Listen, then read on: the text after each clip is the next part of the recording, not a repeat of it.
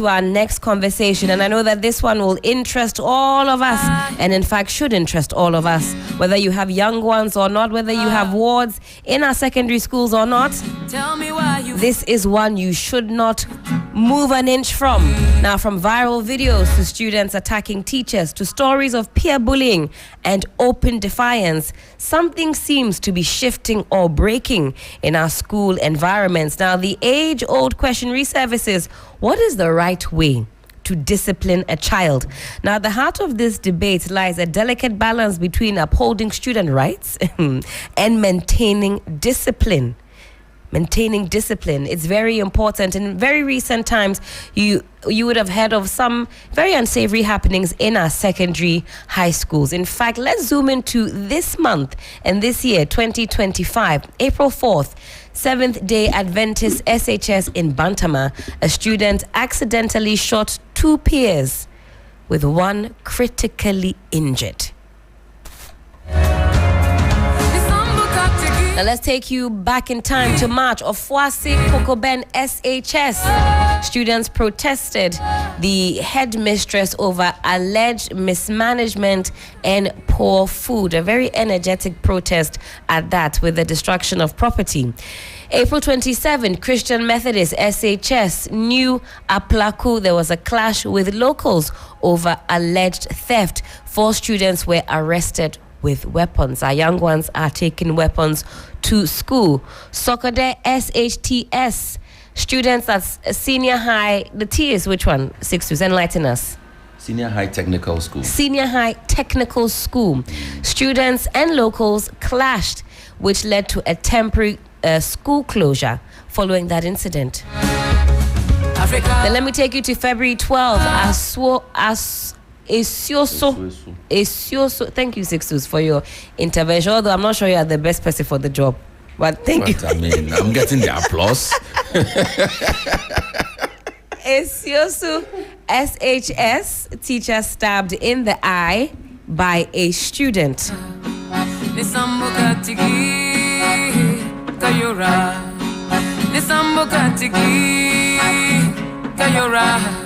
Now let's listen to a few notable voices in the space. Before that, February 5th, Salaga SHS, 20 students were arrested after a fight. Now listen to this. One student was stabbed, and there was also a locally made pistol that was seized. Where are students getting all of these guns, pistols, and other weapons from? Let's take a listen to the Acting Director General of the GES, the Ghana Education, Professor Ernest. Take a listen.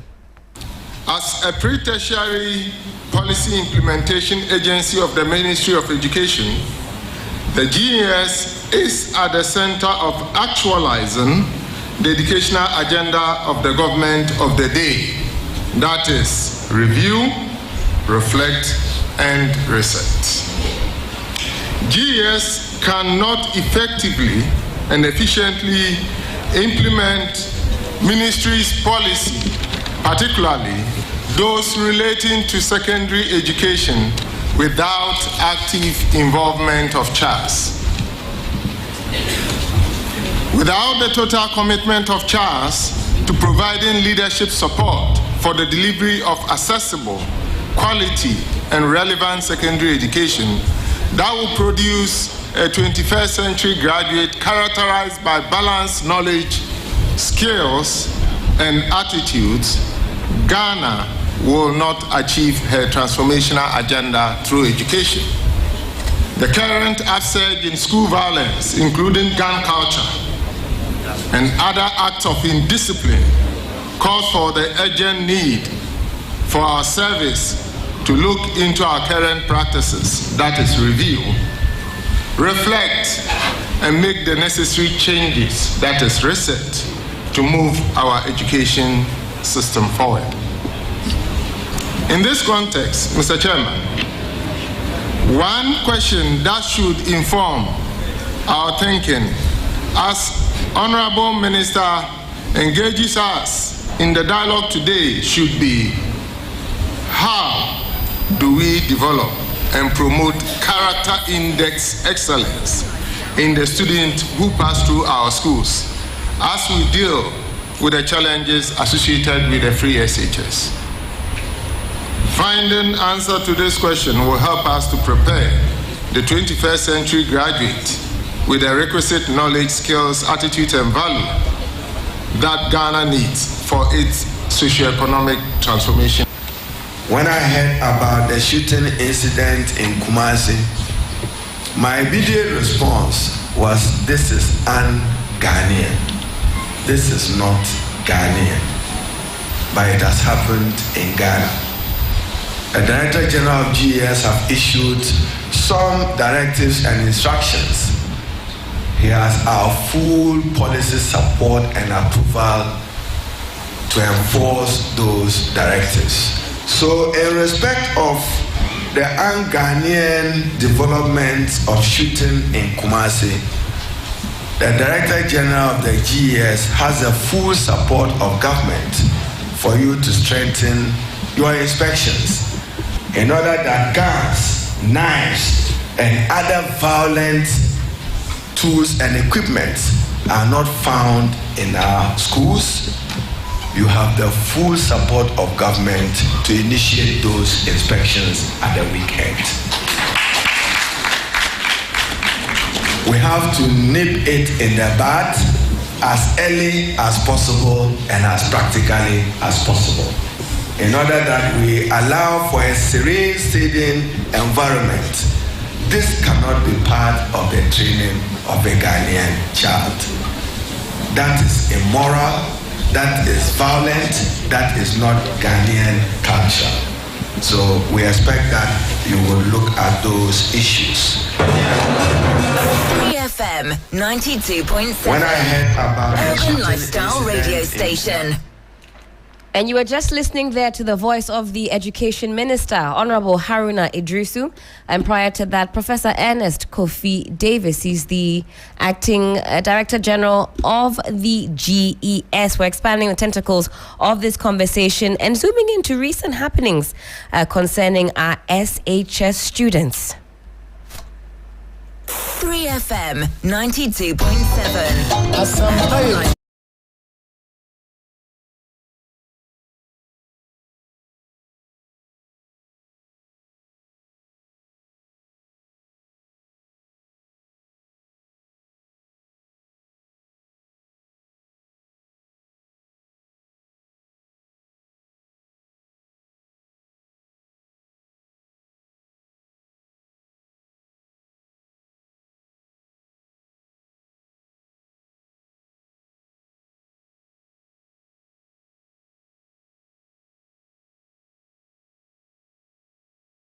Now let's get onto our phone lines and speak with the General Secretary of the Ghana National Association of Teachers, NAT, Thomas Musa Tanko.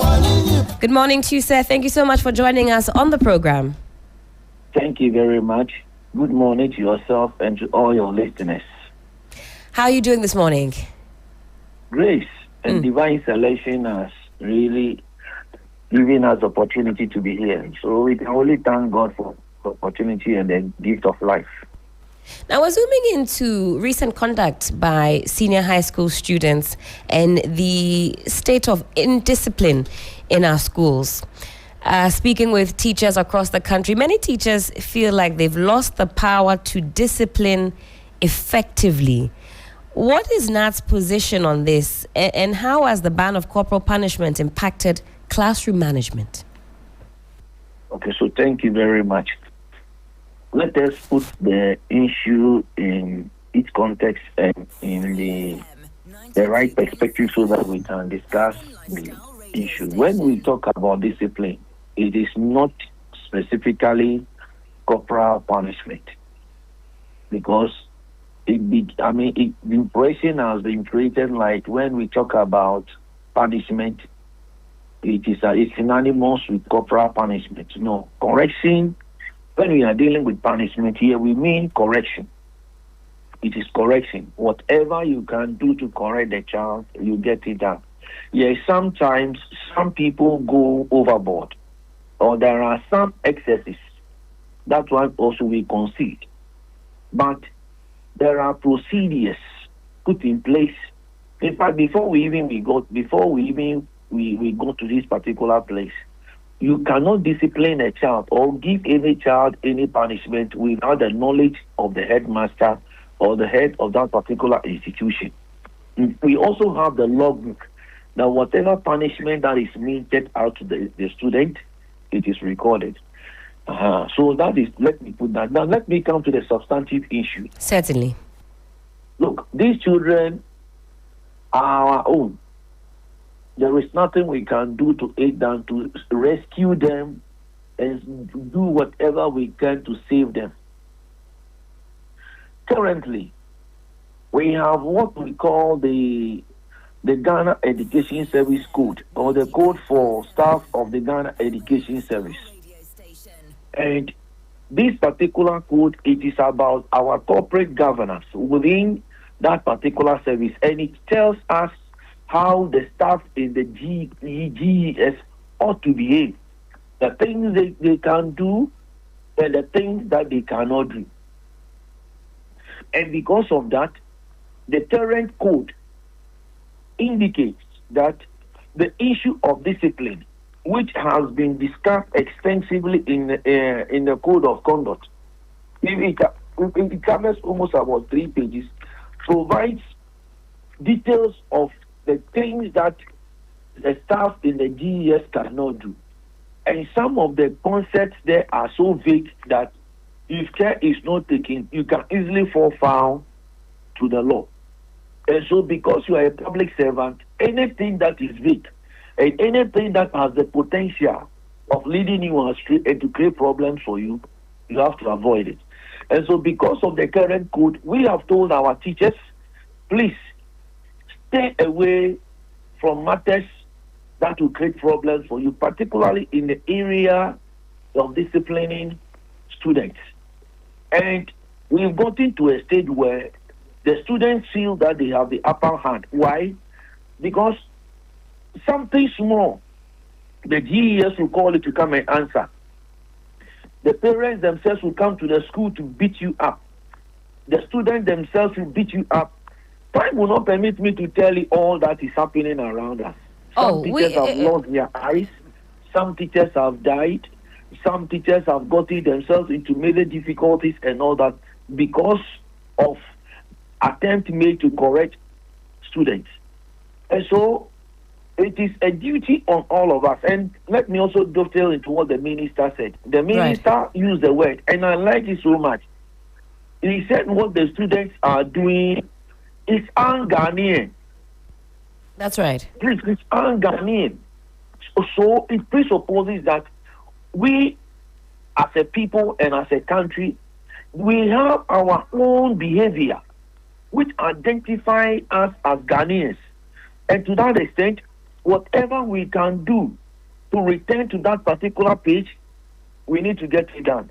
Let me tell you, at this particular time that I'm talking to you, we have lost what we call the affective domain or the values of our people.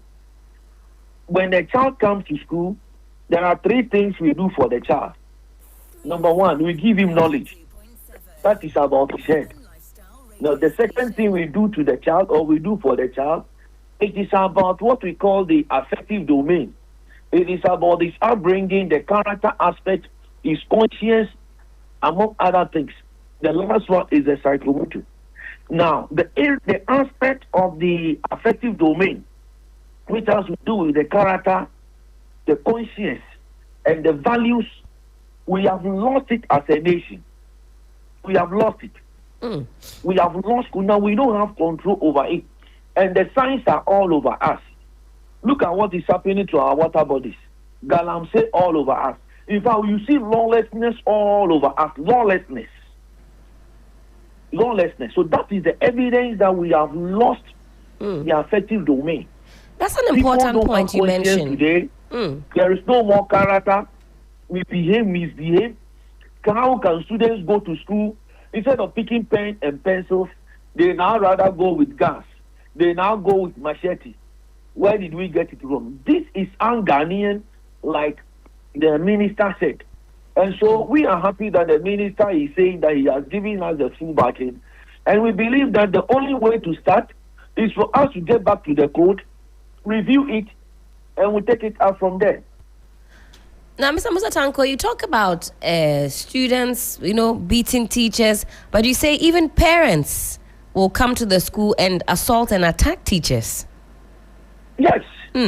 Now, look, in Greater Accra here, there was a student misbehaved. These are recent cases. So, a student misbehaved. The student corrected him. He went home to call his parents. They beat up the teacher.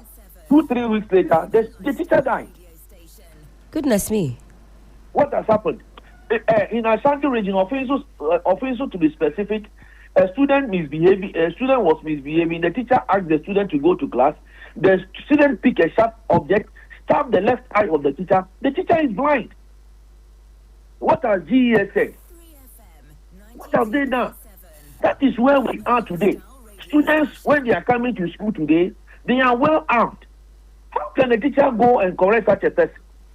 How? Well, that brings me to my next question. Hold on. Look, yes. Recently, soccer there in the voter region, the students went to fight the youth in the community. That is where we are. How? How can we continue that way? So it's simply what the situation now is that we all need to sit up, give the teachers the free hand, let us review the code, and we can easily solve this problem. Only when we have the backing of the state, we have the backing of GES, and then thank God the ministry has given us their backing. Then we get the backing of everybody. Certainly we can get it done. And we have to save them. Now, because well, then I think that answers my next question then, Mr. Musa Tanko. I was going to ask if teachers are adequately supported, that's psychologically, legally, professionally, when they face violent or defiant students. But from what I understand, teachers are left to handle it, the aftermath of these clashes, parentals or parents coming, beating up teachers and so on and so forth. Please, I didn't get the last bit of your line was breaking. Oh, apologies for that. I was saying that given what you have outlined so far, it's safe to say that teachers are not adequately supported then psychologically, legally, or professionally when they face violent or defiant students. Am I right? Certainly. Today, if you are a teacher and care is not taken, look, the parents will come and beat you up. The students themselves will beat you up. If they cannot, they will even call for reinforcement, and they'll come and deal with you. Burning teachers' bungalows, burning their vehicles, burning their properties and all that. That is the order of the day. Nobody is saying anything. The teachers who have lost their eyes, those who have died, GES will not give you anything. GES will not give you anything. Nothing happens. And so why should we risk our lives in these things? Why? If the GES will be supporting such lawlessness and all that, is that the way to go? Parents them. Look, I always say that when I was in school, we have what you call the PTA. The PTA, they were always united. When the child goes wrong, the parent, the teachers, and all the society will come together to make sure they put the child right. But today, the people who are the socialization systems put in place that to help the child socialize to become a very good adult. Now we are all in a disarray. Look, let me give you an example. And this is something that I want the media to take it up. Have we asked ourselves that in the University of Ghana established somewhere in 1948, why is it that their motto is Integri Procedamus? Why? Why were they not talking about knowledge? Why did the university not say knowledge is power and all that? But they said Integri Procedamus. That is the motto of the university. What it simply means that proceed with integrity. Proceed, that's the Latin word, proceed with integrity. It means that the integrity aspect of all the things we are talking about, or the issue of the character and the conscience is fundamental. These principles are fundamental to the development of this country. And it looks like we have neglected it, and today all over us, we see lawlessness. Lawlessness everywhere you go. Now, Mr. Tanko, I wanted to ask specifically about searches. I recall in secondary school, impromptu searches were the order of the day. Is that still happening in our schools? You mentioned everything is coming gone. with Today, guns and the rest. When you today, all the things that those systems put in place to ensure that the child grows up, to ensure that the child is well trained, the child is well groomed, fit for purpose in the society, all those things are gone. Because these are disciplines that when you are working the child through, the child will sometimes feel pain. And well, what kind of service will you go down? The train, who is telling the training is something that people enjoy? Training is difficult.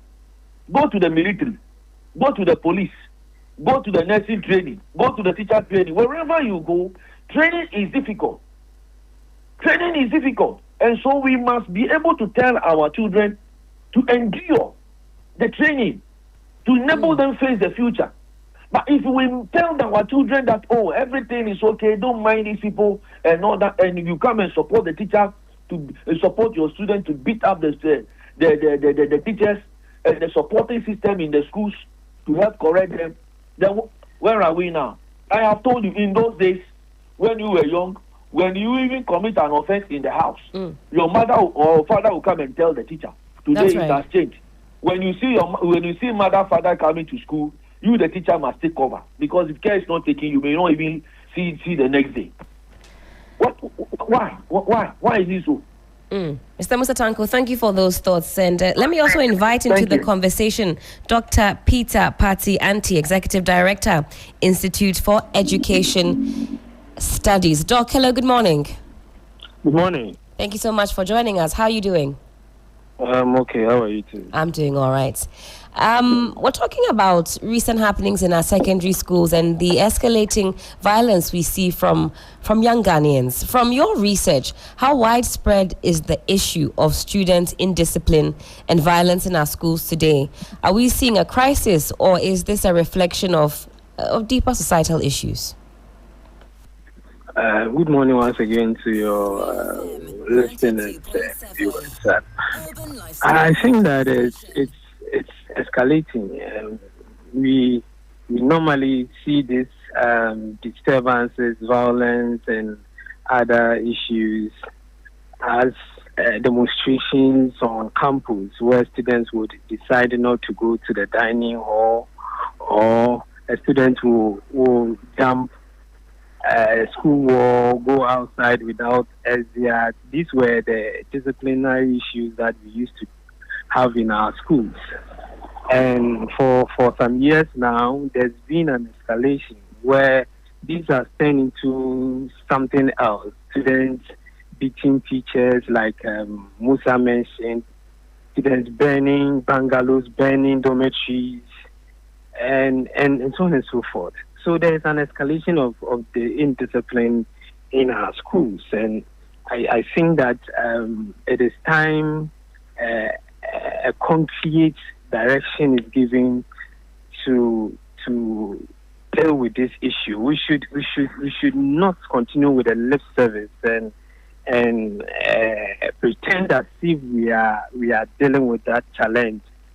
We are focused so much on students' grades and pass rates, and therefore we are not interested even in skills development. Everybody who is in education knows that you train the child in 3 domains: his ability to use the brain, which we call the cognitive, his ability to develop skills, which we call the psychomotor, and then the whole personal disposition of the individual, which you call the affective.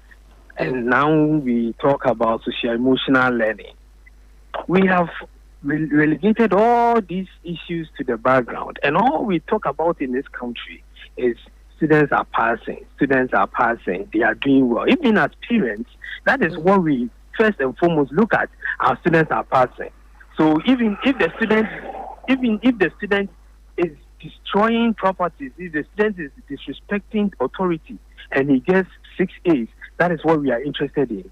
And I remember that in one of these conversations, I said that if you are not careful, we will train scientists whose basic orientation would be to develop suicide bombs and finish all of us, because we are so much interested in the cognitive and not the socio-emotional and affective domains of education, which involves the development of the total personality of the students.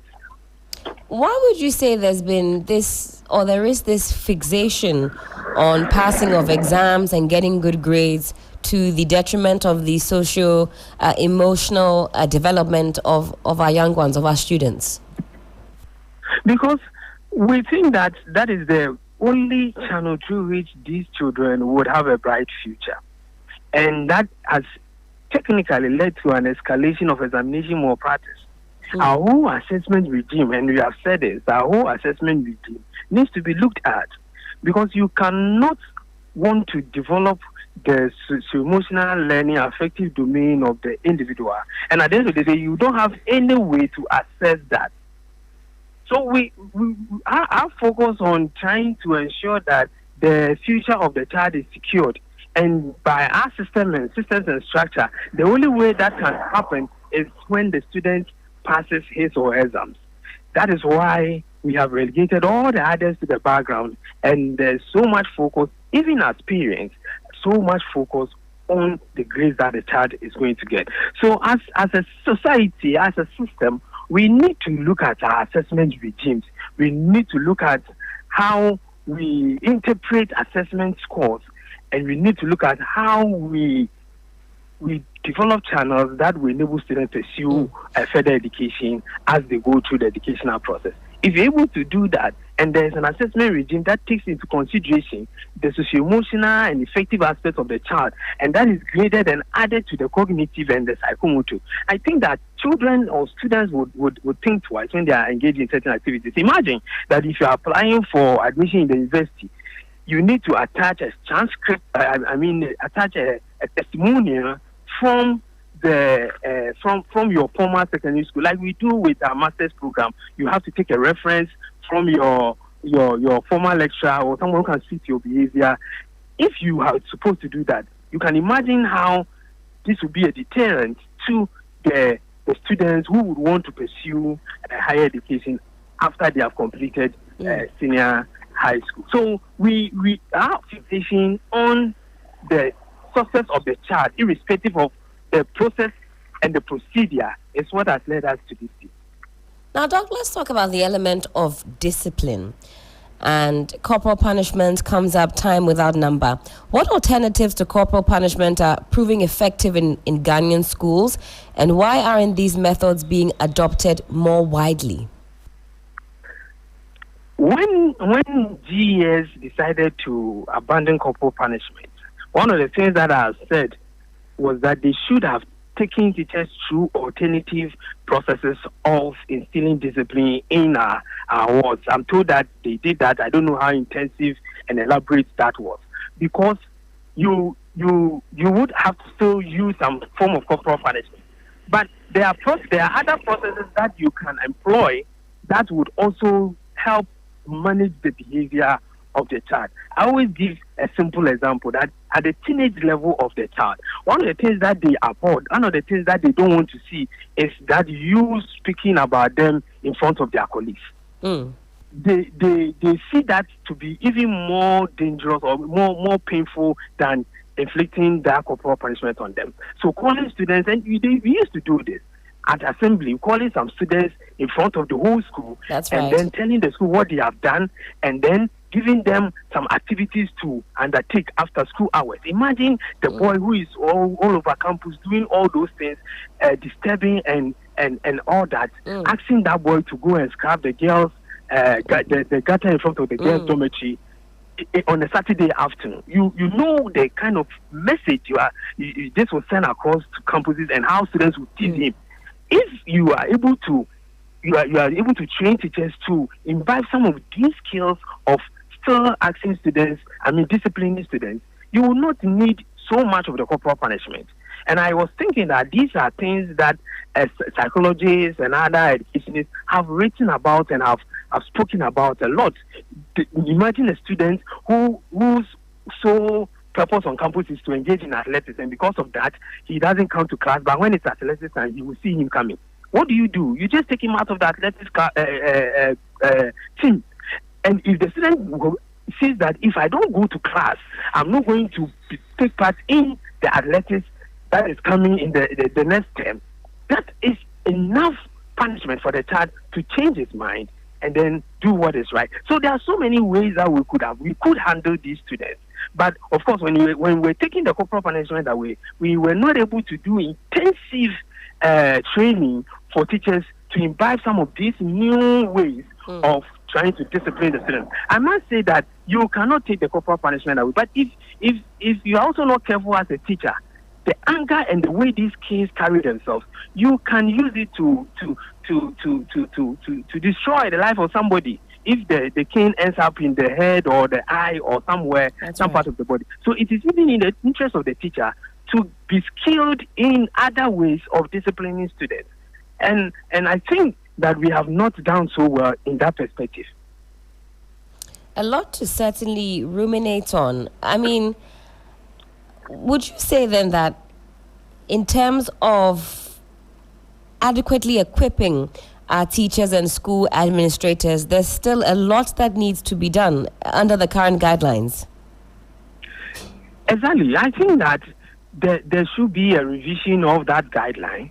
I think that there should be, I'm told that the minister is indicating that teachers, they have the full support of the ministry to discipline students. Am I right?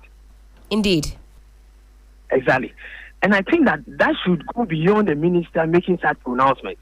There should be a directive from the GS or a policy developed from the Ghana Education Service, backed by the Ministry of Education, so that this will be broadcasted across for parents to know. We cannot rely on a message from the minister during a program to bring back some of these disciplinary powers that the teachers are supposed to be clothed with. I think this should be a directive, a press release directive, like they always release these directives to the general public, or a policy that is well thought through and developed by the ministry and Ghana Education Service, and well circulated for everybody to know that these are the things that teachers are supposed to do, and these are the things that they are supposed to help maintain discipline in our schools. That is the sure way to go.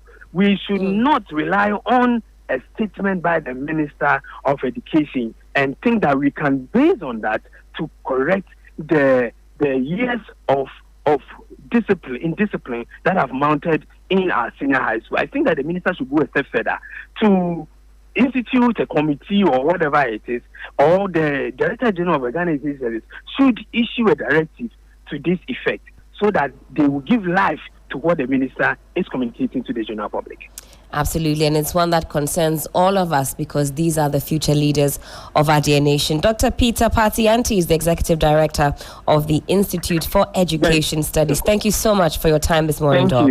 Thank you. And before you heard the voice of Doc, you were also listening to Mr. Thomas Musa Tanko. He's the General Secretary of the Ghana National Association of Teachers. Well, at this point, we'll pause and take some breaks. 0559 242 717, or you can reach us on 0556 910 154. We give you a chance to contribute to the conversation. We're talking about the state of discipline, or shall I say indiscipline, in our secondary schools. Give us a call, 0559 242 717 or 0556 910 154.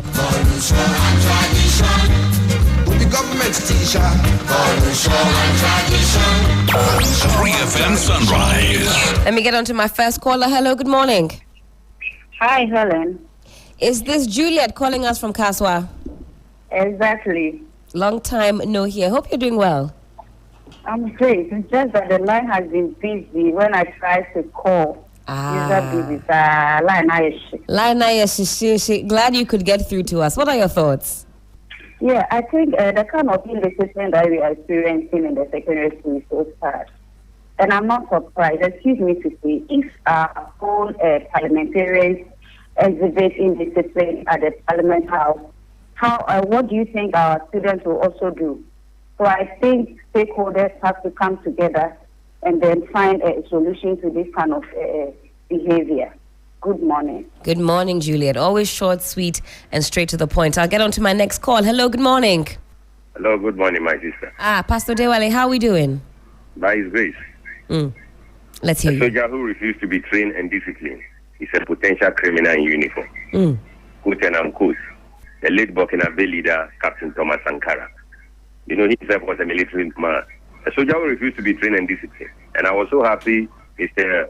Tanko said that indiscipline has gone. And it was all when we thought we should make the second cycle wholesale in the eyes of parents and the whole world that we have, in fact, done what even in Nkrumah could not do. This is where we are.